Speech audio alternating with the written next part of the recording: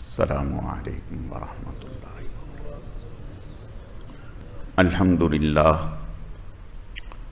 الحمدللہ نحمده ونستعینه ونستغفره ونؤمن به ونتوکل علیہ ونعوذ باللہ من شرور انفسنا ومن سیئات اعمالنا من يهده اللہ فلا مضل له ومن يضلله فلا هادی له ونشهد أن لا إله إلا الله وحده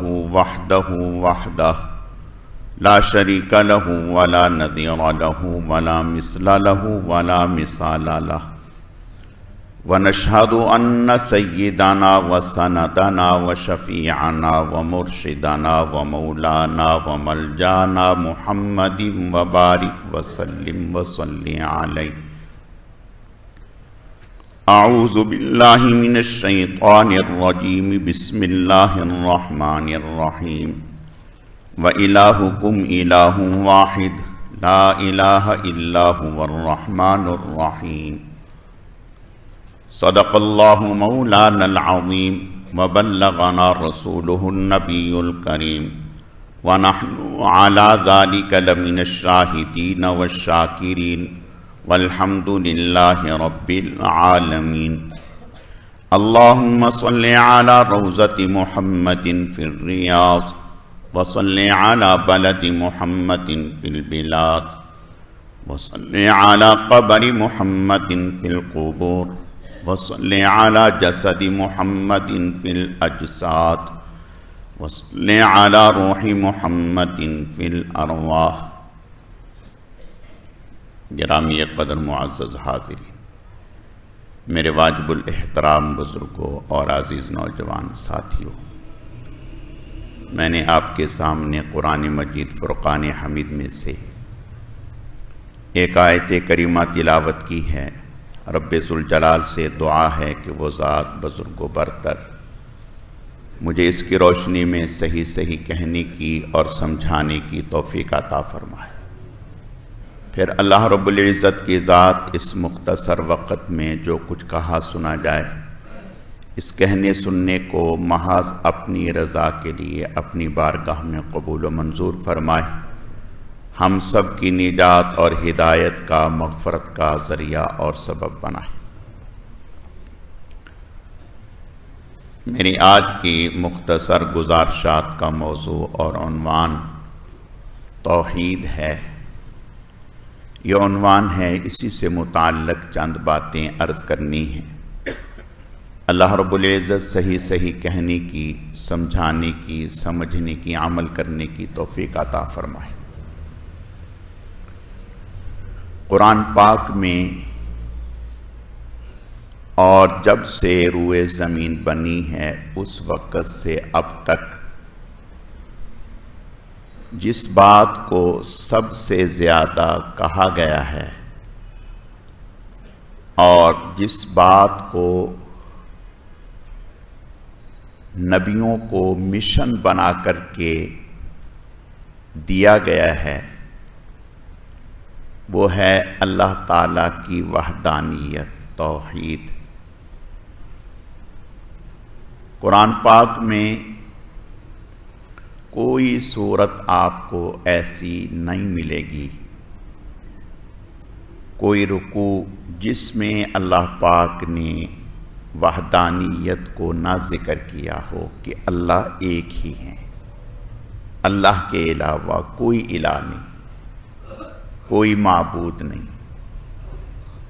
سارے نبیوں نے اسی بات کو آ کر کے قوم کو سمجھایا، اور آپ صلی اللہ علیہ وسلم نے بھی اس بات پر بہت محنت فرمائی۔ آپ صلی اللہ علیہ وسلم کی عزت، شہرت لوگوں کے ہاں نبوت و رسالت سے پہلے مسلمہ تھی۔ آپ کو صادق الامین کہتے تھے، آپ سے محبت کرتے تھے، آپ سے فیصلے کرواتے تھے، آپ کو بڑا مانتے تھے۔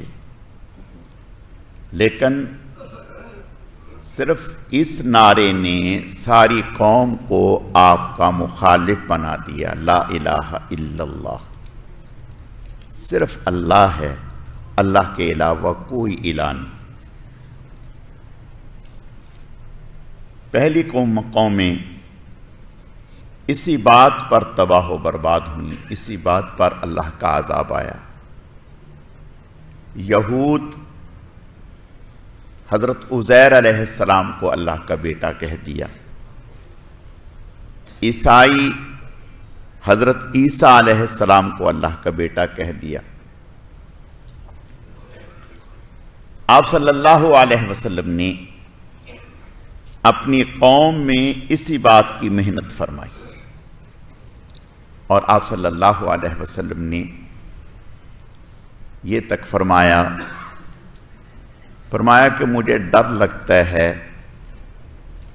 کہ جیسے پہلے نبیوں کی قبروں کو ان کی قوموں نے سجدہ گاہ بنا لیا،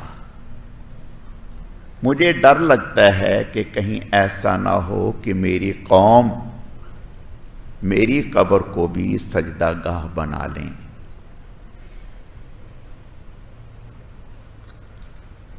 آپ صلی اللہ علیہ وسلم کے سامنے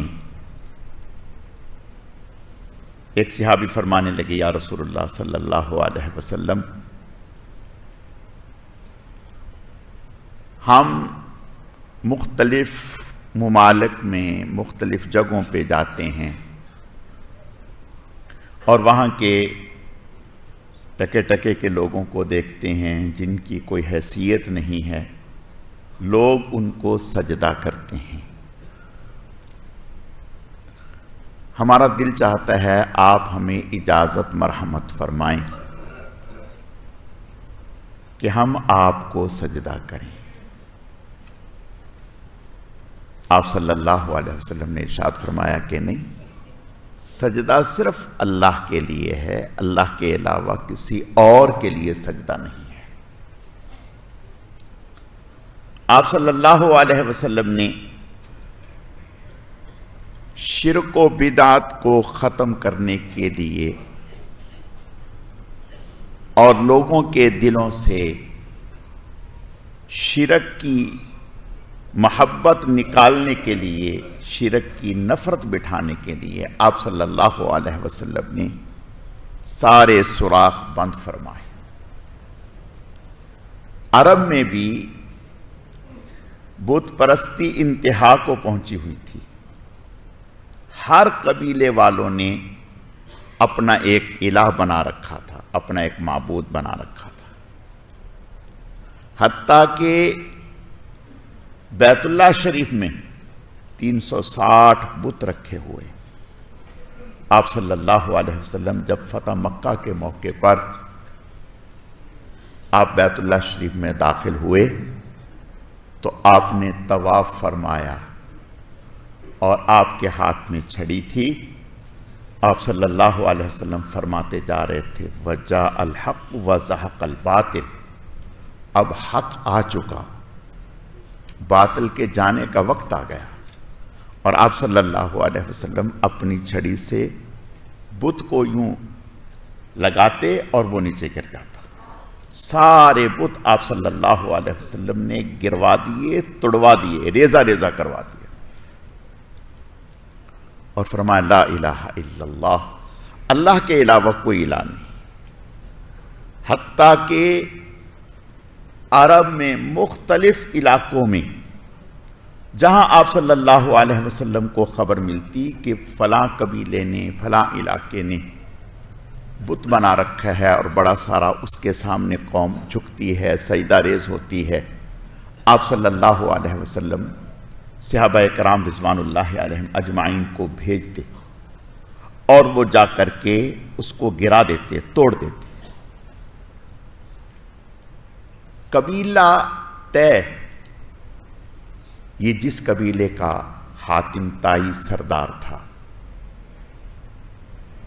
اس قبیلے نے بھی ایک بہت بڑا بت بنا رکھا تھا فلس نامی، اور ایک بت اور تھا منظم. یہ 2 بت بنا رکھے تھے بڑے بڑے، اور ان بتوں کے سامنے جھکتے تھے اور اپنی حاجتیں ان کے سامنے پیش کرتے تھے۔ اور اس قبیلے کا سربراہ عدی بن حاتم، جو حاتم تائی کے بعد اس پورے قبیلے نے، قبیلہ طے کے لوگوں نے اسے اپنا بڑا بنا لیا اور اپنے آمدن کا، اپنے مال کا 1/4 حصہ اسے دیا کرتے تھے، اور یہ پورے قبیلے کا سردار تھا۔ 20 سال تک آپ صلی اللہ علیہ وسلم کی مخالفت میں لگا رہا، 20 سال تک۔ بالآخر جب اس نے یہ دیکھا کہ آپ صلی اللہ علیہ وسلم عرب میں پھیلتے جا رہے ہیں اور آپ کا مشن بڑھتا جا رہا ہے، تو اس کو خبریں ملی عدی بن حاتم کو، حاتم تائی کے بیٹے کو۔ تو اس نے اپنے لوگوں سے، کام کاج کرنے والے لوگوں سے یہ کہہ دیا کہ اگر کبھی اس طرف حضور صلی اللہ علیہ وسلم کا نام لیا کہ ان کا لشکر آئے تو مجھے اطلاع کرنا۔ اور اندرون خانہ اس نے تیاری کر رکھی تھی بھاگنے کی۔ آپ صلی اللہ علیہ وسلم نے سن 9 ہجری میں حضرت علی رضی اللہ تعالیٰ عنہ کی قیادت میں ربیع الثانی کے مہینے میں، ربیع الاول کے بعد والے مہینے میں، ربیع الثانی کے مہینے میں آپ صلی اللہ علیہ وسلم نے، بعض روایتوں میں 9 ربیع الاول کی تاریخ آتی ہے، آپ صلی اللہ علیہ وسلم نے منگل کے دن یا بدھ کے دن حضرت علی رضی اللہ تعالیٰ عنہ کو بھیجا اور ان کے ساتھ 200 لوگوں کو بھیجا اور فرمایا کہ ان بتوں کو گرا دو اور پہلے انہیں دعوت دو، اگر اسلام قبول کر لیں تو ٹھیک ہے، اور اسلام کی دعوت پہلے پہنچ بھی چکی تھی ان کو، ایسا نہیں تھا کہ اسلام سے واقف نہیں تھے، پہلے سے اسلام کی خبریں، اسلام کی دعوت پہنچ چکی تھی۔ آپ صلی اللہ علیہ وسلم نے ارشاد فرمایا جاؤ حملہ کرو، اور ان بڑے بڑے بتوں کو فرمایا کہ مسمار کر دو۔ حضرت علی رضی اللہ تعالیٰ عنہ جب اپنے لشکر کو لے کر کے 200 لوگوں کو لے کر کے گئے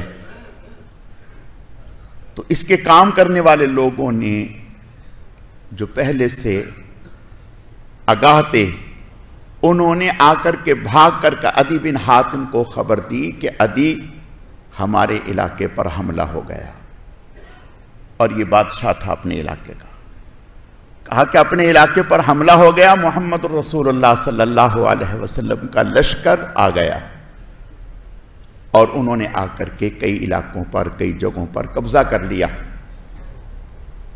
عدی بن حاتم نے جب یہ سنا تو اپنی اونٹنیاں پہلے سے اس نے تیار کر رکھی تھی، ان اونٹنیوں پر سوار ہو کر بھاگا شام کی طرف، اور عدی بن حاتم جو حاتم تائی کا بیٹا تھا یہ عیسائی تھا، نصرانی تھا، اور حضور صلی اللہ علیہ وسلم کا مخالف کٹر، 20 سال تک حضور کی مخالفت کرتا رہا، آپ کے ساتھ مقابلے کی کوشش کرتا رہا۔ اب جب دیکھا کہ آپ صلی اللہ علیہ وسلم کا لشکر ہم پر غالب آ گیا اور ہمارے اندر مقابلے کی طاقت نہیں، تو ایسی بدحواسی میں بھاگا کہ اپنے خاندان کے کئی سارے لوگوں کو چھوڑ گیا، حتیٰ کہ سکی بہن اسے بھی چھوڑ گیا اور بھاگ گیا۔ جب بدحواسی میں شام پہنچا، جائزہ لیا تو بہت افسردہ ہوا کہ یہ کیا ہو گیا کہ میں اپنی سکی بہن کو چھوڑ کر کے آ گیا اور قبیلے کے کئی سارے لوگوں کو چھوڑ آیا، اور کئی سارے لوگ اس بدحواسی میں اچانک بھاگنے میں راستے میں مر گئے۔ خیر وہاں پہنچ کر کہ چونکہ روم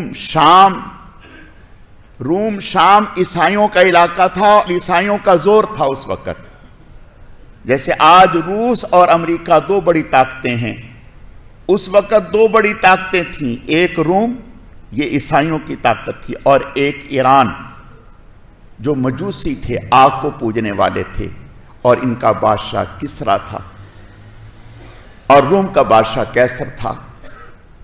تو یہ شام بھاگا، جہاں عیسائی تھے وہاں جا کر کے مطمئن ہوا، لیکن اندر میں شرمندگی، ندامت کہ بہن، سکی بہن کو چھوڑ کر کے آ گیا۔ اور ادھر حضرت علی رضی اللہ تعالیٰ عنہ وہاں پہنچے، حملہ کیا، کچھ جانور ہاتھ لگے، بکریاں، اونٹ، کچھ لوگوں کو گرفتار کیا اور لے کر کے مدینہ آ گئے۔ ان گرفتار شدہ لوگوں میں عدی بن حاتم کی بہن بھی تھی، صفانہ۔ انہیں مسجد نبوی کے قریب حجرہ تھا، وہاں بند کر دیا گیا۔ آپ صلی اللہ علیہ وسلم کا گزر ہوا تو حاتم تائی کی بیٹی صفانہ، جو عدی بن حاتم کی بہن تھی، حضور صلی اللہ علیہ وسلم کو دیکھا، دیکھ کر کے کہنے لگی کہ میرے باپ کا انتقال ہو چکا، میرا کوئی رہا نہیں، اور جو میرا سرپرست تھا وہ بھی بھاگ گیا، اب میرا کوئی خبرگیری کرنے والا نہیں ہے، آپ مجھ پر احسان کریں، اللہ آپ پر احسان کر دے۔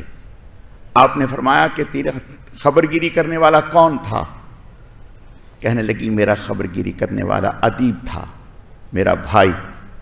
آپ نے ارشاد فرمایا جو اللہ اور اس کے رسول سے بھاگ گیا ہے وہ؟ کہنے لگی جی ہاں۔ آپ یہ کہہ کر تشریف لے گئے، کوئی جواب نہیں دیا۔ اگلے دن پھر حضرت علی رضی اللہ تعالیٰ عنہ اس خاتون سے فرما رہے تھے کہ آپ کی خدمت میں آپ درخواست کریں۔ اگلے دن پھر اس نے یہی بات کہی، آپ صلی اللہ علیہ وسلم پھر متوجہ ہوئے، اس کی بات کو سنا، اور پھر فرمایا کہ عدی جو اللہ اور اس کے رسول سے بھاگ گیا ہے۔ تیسرے دن ہمت نہ ہوئی کہ آپ سے کچھ کہے، لیکن خاموشی سے کھڑی ہو گئی۔ حضرت علی رضی اللہ تعالیٰ عنہ نے اشارہ فرمایا اسے کہ کہو۔ تیسرے دن پھر کہا، آپ صلی اللہ علیہ وسلم نے ارشاد فرمایا ہم نے تمہیں آزاد کر دیا، اور ساتھ ہی فرمایا کہ جلدی نہ کرنا۔ کہا کہ میں چاہتی ہوں کہ میں شام میں اپنے خاندان والوں کے پاس چلی جاؤں۔ آپ نے فرمایا بالکل ٹھیک ہے، ابھی جلدی نہ کرنا، کوئی اعتماد والا آدمی مل جائے گا، پھر اس کے ساتھ آپ کو بھیج دیں گے۔ چند دن رکی رہیں، پھر آ کر کے حضور سے کہا کہ یا رسول اللہ صلی اللہ علیہ وسلم، ہمیں پتہ چلا ہے کہ مدینہ میں شام سے ایک قافلہ آیا ہے، اس میں ہمارے علاقے کے ایک دو لوگ ہیں، وہ اعتماد والے ہیں یا رسول اللہ صلی اللہ علیہ وسلم، آپ اگر اجازت مرحمت فرما دیں تو ہم اس کے ساتھ چلے جائیں۔ آپ نے فرمایا ٹھیک ہے۔ آپ نے سواری بھی مرحمت فرمائی، کپڑے بھی دیے، پیسے بھی دیے، اور راستے کے لیے چیزیں بھی دیں، اور پھر آپ نے روانہ فرما دیا۔ اب ادھر بھائی پریشان ہے کہ بہن کا پتہ نہیں کیا حال ہوگا، اور وہ یہ سمجھ رہا تھا کہ رسول اللہ صلی اللہ علیہ وسلم سے میری اتنی دشمنی رہی، اتنی مخالفت رہی، آپ تو یقیناً اس کا انتقام لیں گے۔ ایک دن دوپہر کے وقت دیکھا عدی نے اپنے مکان پر بیٹھا ہوا کہ کوئی خاتون آ رہی ہے، اس کے ساتھ ایک دو لوگ ہیں، اپنے بیوی بچوں میں بیٹھا ہے، دیکھ رہا ہے۔ جب قریب آیا تو لگا کہ یہ تو میری بہن لگ رہی ہے، جلدی سے نیچے اترا، دیکھا تو واقعتاً بہن تھی۔ اسے یقین نہیں آ رہا تھا کہ میری بہن اس طرح سے آ گئی۔ خیر بہن کو لیا، اور بہن نے بہت سخت سست کہا کہ تمہیں شرم نہیں آئی، تم اپنی سکی بہن کو چھوڑ کر کے آ گئے، اپنی عزت کو چھوڑ کر کے آ گئے، تمہیں حیا نہیں آیا، کس کے حوالے کر کے آئے، کیا کیا؟ خیر اس کے پاس کوئی جواب نہیں تھا۔ جب تھوڑی سی ٹھنڈی ہوئی تو عدی نے کہا کہ مجھے کچھ حالات سناؤ۔ کہا کہ عدی، اگر تو وہ اللہ کے نبی ہیں اور یقیناً ایسا ہی ہے تو جلدی کرنا چاہیے، اس سے بڑے اجر کی بات نہیں۔ اور اگر محمد صلی اللہ علیہ وسلم بادشاہ ہیں تو پھر وہ ایسے ہیں کہ قدر شناس ہیں، اور آپ وہاں جا کر رسوا نہیں ہوں گے۔ عدی کہتے ہیں کہ جب بہن سے میں نے یہ سنا تو میں نے اللہ پر بھروسہ کیا اور سواری لی، آپ صلی اللہ علیہ وسلم کی ملاقات کی غرض سے میں چل پڑا شام سے۔ کہنے لگا کہ میں مدینہ پہنچا، حالانکہ مجھے پہلے میں نے کوئی ضمانت نہیں لی کہ میرے ساتھ کچھ بھی ہو سکتا تھا، مجھے راستے میں کوئی قتل کر دیتا، مار دیتا، کوئی پکڑ لیتا۔ تو کہتے ہیں اللہ کا کرنا ایسا ہوا کہ میرے اوپر کسی نے کوئی ہاتھ نہیں اٹھایا، میں نے سواری باندھی، آپ صلی اللہ علیہ وسلم مسجد میں تشریف فرما تھے، میں داخل ہوا، میں نے جا کر سلام کیا تو آپ نے فرمایا کون ہو؟ میں نے کہا عدی بن حاتم۔ جب میں نے یہ کہا کہ میں عدی بن حاتم ہوں تو آپ اٹھے، آپ نے مجھے گلے سے لگایا اور میرا ہاتھ پکڑ لیا۔ میں وہاں بیٹھنے لگا، آپ نے فرمایا کہ نہیں میرے ساتھ چلو۔ آپ صلی اللہ علیہ وسلم نے میرا ہاتھ پکڑا اور محبت سے مجھے اپنے ساتھ لے کر کے چلے۔ ابھی گھر کی طرف چلے ہی تھے کہ ایک کمزور بوڑھی سی خاتون وہ آپ کے سامنے کھڑی ہو گئی اور آپ کی خدمت میں اپنی کچھ حاجت پیش کرنے لگی۔ آپ صلی اللہ علیہ وسلم نے نہایت اطمینان سے اس کی بات کو سنا اور اس کی ضرورت کو پورا فرمایا۔ کہنے لگے کہ میرے دل میں اسی وقت یقین ہو گیا کہ یہ کوئی بادشاہ نہیں ہے، یہ کوئی بادشاہ نہیں ہے، بادشاہوں کی ایسی شان نہیں ہوتی، یہ تو اللہ کے نبی لگ رہے ہیں۔ کہتے ہیں آپ صلی اللہ علیہ وسلم مجھے اپنے گھر میں تشریف لے کے آئے، اور گھر میں ایک ہی تکیہ تھا، گدا تھا بیٹھنے کا۔ آپ صلی اللہ علیہ وسلم نے وہ مجھے پیش کر دیا کہ آپ اس پر بیٹھیں۔ میں نے کہا کہ نہیں، ایسا نہیں ہوگا۔ فرمایا نہیں، آپ مہمان ہیں، آپ اس پر بیٹھیں۔ فرمانے لگے کہ آپ نے مجھے گدے پر بٹھا دیا، خود آپ صلی اللہ علیہ وسلم نیچے بیٹھ گئے، اور آپ نے فرمایا عدی کس بات میں تذبذب ہے؟ کیا تمہیں اس بات سے تم گھبرا رہے ہو کہ مسلمان آج غریب ہیں، کمزور ہیں، بے کس ہیں؟ اللہ کی قسم وہ وقت بہت جلد آنے والا ہے جب کیسر و کسرا کے خزانے مسلمانوں کے ہاتھ میں ہوں گے۔ کہنے لگا جب میں نے یہ بات سنی تو میں حیران ہو گیا۔ میں نے کہا کسرا بن ہرمز یعنی ایران کا بادشاہ، اس کے خزانے ہمارے ہاتھ میں؟ فرمایا اللہ کی قسم وہ وقت آنے والا ہے جب مسلمانوں کے ہاتھوں میں اور ان کے پاؤں کے نیچے ان کے خزانے ہوں گے۔ پھر آپ صلی اللہ علیہ وسلم نے ارشاد فرمایا تم کس بات سے گھبرا رہے ہو؟ تم یہ دیکھ رہے ہو کہ مسلمان تعداد میں کم ہیں؟ نہیں، ایک وقت آئے گا کہ اسلام عرب میں غالب ہوگا، اور فرمایا کہ ایک وقت آئے گا قادسیہ سے ایک چلے گی خاتون، ہزاروں میل کے، اکیلی آئے گی مدینہ منورہ، اسے کسی قسم کا خوف نہیں ہوگا۔ فرماتے ہیں کہ آپ صلی اللہ علیہ وسلم نے جب یہ باتیں ارشاد فرمائیں تو میرے دل میں یقین ہو گیا کہ آپ اللہ کے نبی ہیں۔ میں نے کہا یا رسول اللہ مجھے کلمہ پڑھائیں، میں مسلمان ہونے کے لیے تیار ہوں۔ میں نے کلمہ پڑھا، مسلمان ہو گیا، اور فرمانے لگے اللہ کی قسم میں نے آپ نے جو زندگی میں اس وقت مجھے باتیں بتائی تھیں وہ میں نے اپنی آنکھوں سے دیکھ لی۔ فرمایا ایک بات آپ نے یہ بھی فرمائی تھی کہ اللہ میرے لوگوں کو، میرے خادموں کو اتنا مال دیں گے، اتنا مال دیں گے کہ لوگ مال لیے پھریں گے، کوئی لینے والا نہیں ہوگا۔ فرمانے لگے حضرت عدی رضی اللہ تعالیٰ عنہ کہنے لگے کہ میں نے حضور صلی اللہ علیہ وسلم کی یہ باتوں کو اپنی آنکھوں سے دیکھا اور سچا پایا۔ اور پھر عمر ابن عبدالعزیز رحمت اللہ علیہ کے دور میں وہ وقت اللہ نے دکھایا کہ مال لے کر کے نکلتے تھے، کوئی صدقہ لینے والا، مال لینے والا نہیں ہوتا تھا۔ یہ حضور صلی اللہ علیہ وسلم کی دعائیں، اسلام کی صداقت اور حضور صلی اللہ علیہ وسلم کی برکات ہیں۔ تو آپ صلی اللہ علیہ وسلم نے شرک کے، اللہ کے ماں سوا کے جتنے بھی راستے ہیں ان کو بند فرمایا کہ صرف اور صرف ہماری حاجتوں کو پورا کرنے والا اللہ ہے۔ اور آج مسلمان، اللہ تعالی ہماری حفاظت فرمائے، کبھی وہاں سجدہ، کبھی وہاں سجدہ، کبھی وہاں سجدہ، کبھی اس سے مدد، کبھی اس سے مدد، کبھی اس سے حاجت۔ میرے عزیزو، یہ مسلمان کی شان نہیں ہے۔ مسلمان کا عقیدہ تو یہ ہے قل هو اللہ احد اللہ الصمد لم یلد ولم یولد ولم یکن لہ کفوا احد۔ حاجت روا، مشکل کشا، یقیدانم دری عالم کہ لا معبود الا ہو ولا مسجود فی الکونین ولا موجود الا ہو۔ اللہ کے علاوہ کائنات میں نفع نقصان کا کوئی مالک نہیں ہے۔ جب مسلمان کا عقیدہ اللہ سے مضبوط ہو جاتا ہے، پھر اللہ تعالیٰ ادھر ادھر کی چیزوں کا ڈر اس کے دل سے نکال دیتے ہیں اور اس کو اپنے خزانوں سے ایسا عطا کرتے ہیں وہ کسی کا محتاج نہیں رہتا۔ اللہ رب العزت سمجھنے کی، عمل کرنے کی توفیق عطا فرمائے۔